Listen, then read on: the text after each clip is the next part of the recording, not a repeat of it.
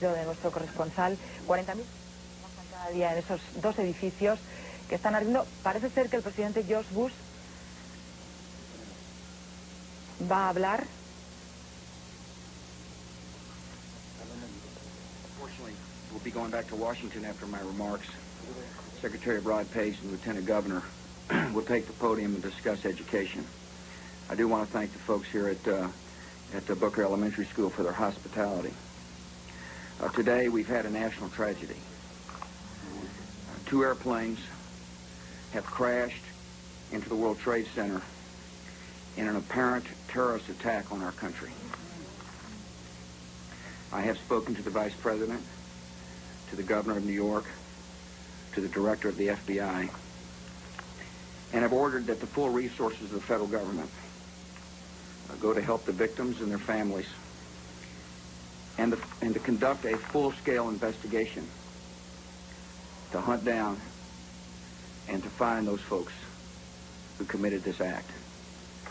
Terrorism against our nation will not stand. And now, if you join me in a moment of silence.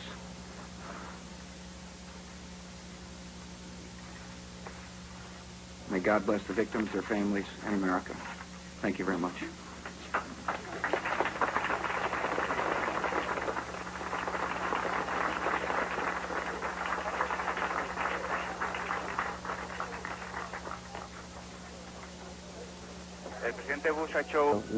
What happened, and we just looked at each other and instinctively knew we had to leave, and then we just waited. We waited for an announcement or an alarm, but there was none. There was no announcement. There was no alarm. Decidí salir y correr y salvar mi vida. We knew it was a very horrible situation, tremendously bad, and nothing like your worst nightmare. When finally we got down in the 20s, that we began to see the brigade of firemen coming up the stairs, and asked them what happened, and they said that a plane hit the building, and people asked what kind of a plane, and there was no answer. Go ahead. What can you tell us?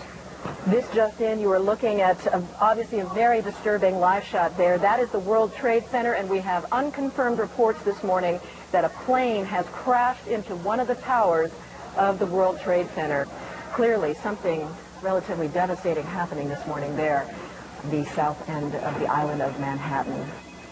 CIA. We do know that the CIA and the first the Carter administration and then the Reagan-Bush administration used Saudi wealth and Saudi influence to raise an army to fight against the Soviets in Afghanistan. One of the individuals that was relied upon to do this was Osama bin Laden. At one point in time, on September 11th, there were many members of bin Laden's family in the United States, and of course we find out later that in a crafty maneuver, the Saudi ambassador arranged to have an airplane pick all these people up and get them out of the United States, obviously before they could ever be questioned by members of our FBI.